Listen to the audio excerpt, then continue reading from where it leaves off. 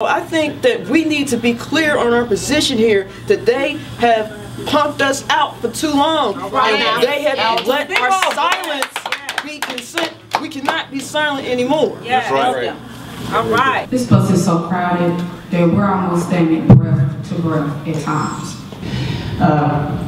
In addition to being late, the bus never pulled into the terminal. It approached along the night route along American Way. It did not come into the terminal at all. It merely turned right on the Getwell directly and left all these riders behind during the pouring rain.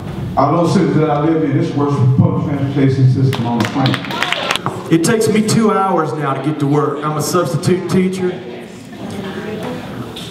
Every morning I get up at 4:30. It takes me till 7 to walk to the school doors. I just wanted to elaborate a little bit on something I mentioned earlier about how the public transit system and the problems with it in Memphis really reflect issues of race and class.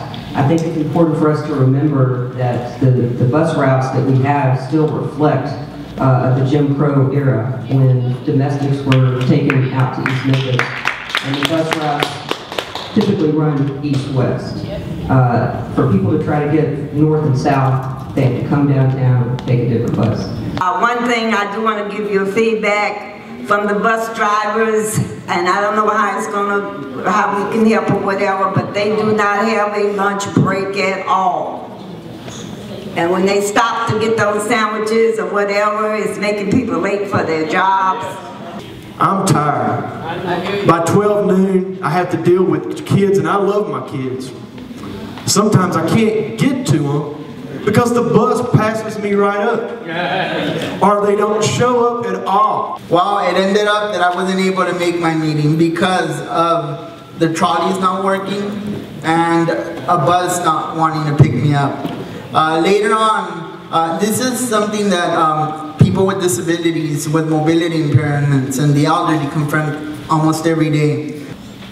People who drive can see how unsafe this route is because they look over and everyone is standing up this close, and I mean, not even a bug can squeeze on the bus at times because of the overcrowding on the bus. So I don't see why we should have to put ourselves in a position to compromise with them when they are supposed to be public service funded by the government. We don't work for them. Of the people, by the people, for the people. That's supposed to be here for us.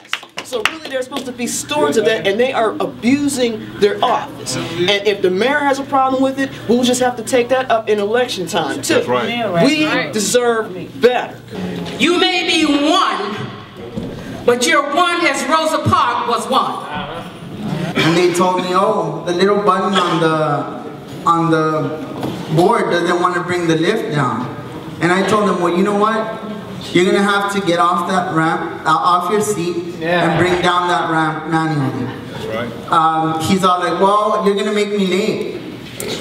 That's not my problem. So one of the things that I'm pushing for and that I would like to see is for more accessible and reliable transportation for everybody.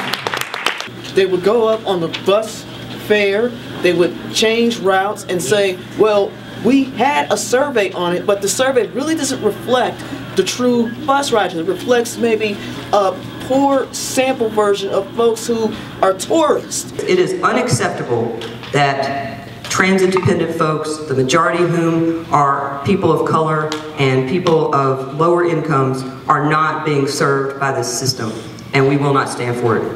These millions and millions and millions of dollars that come from the federal government and the state government for transportation.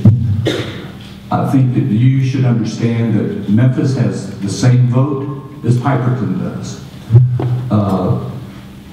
MPO has been a developers organization. I think that that public transportation has taken second fiddle to roads and highways and developers, and I think that it's been an unfair organization. We gripe about it all the time at NADA. With that being said, does anybody else want to come to the mic? I would like to address this man that said that. Yeah, go ahead, you can. I understand, I heard what you said. You said millions and millions. And if there's millions and millions, what's the matter with Memphis? You said there's no buses out in Collierville, certain places, Germantown or wherever, because they don't want to fund. Well, you know what? If they don't want to come and shop in Memphis and supply Memphis with some of their funding as far as coming into Memphis, maybe we want to go out there, but maybe that's the issue. They don't want us out there.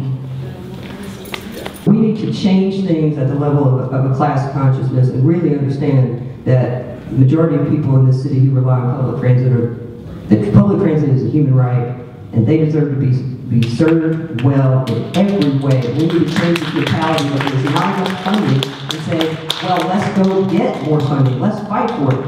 When Bass Pro needs funding, when Morgan Keegan needs bailing out, you know what? The city has that money every damn time. When it comes to serving the people, somehow they can't find any. There's a budget crisis. That's total bull.